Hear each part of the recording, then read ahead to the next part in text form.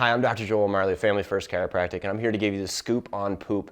If your neonate, your child, your little one is having problems pooping, I'm here to give you some answers and some potential solutions. But here's what's important to know is if it's a child that can communicate and they're in that age, well, where does the stomach hurt? Are they pointing up here where the ribs come together? That typically indicates stomach, and that's a whole other issue, whether it's too much acid, not enough acid, that's a whole other issue. If they're pointing lower near like the navel or the belly button, that usually indicates bowels.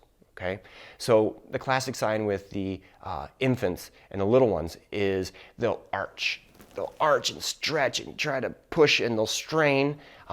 That's typically an indicator of bowel disturbances and bowel problems. Now, if they're straining and the digestive material is hard and solid and tough to move, and you've changed, let's just say as a mother, you've changed either what you're feeding your adult child, or what you're feeding to thus feed with breastfeeding, and you've tried those changes and modifications, and that hasn't helped, check the spine and nervous system. So what we see in our office is that moving a bowel is a report card for how well the central nervous system is functioning.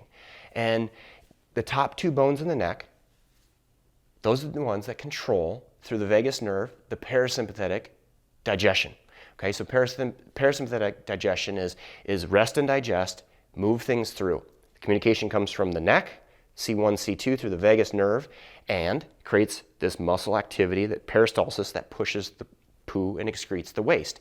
Now, if you have a teen, you have a younger child that has really rounded shoulders, they're stooped forward at the waist, or if your little one, your baby, was cooped up for 9 months. Most of us have been there. And then we're sat up in a car seat. That creates extra stress in that same area, reverses our healthy posture, and can create nerve irritation to the sympathetic part of the nervous system, which is L2 in chiropractic. We call that the poop button, because we know that L2, it's actually the higher lumbar L1, L2, some of L3, that's the sympathetic nerve supply to moving waste and the bowel.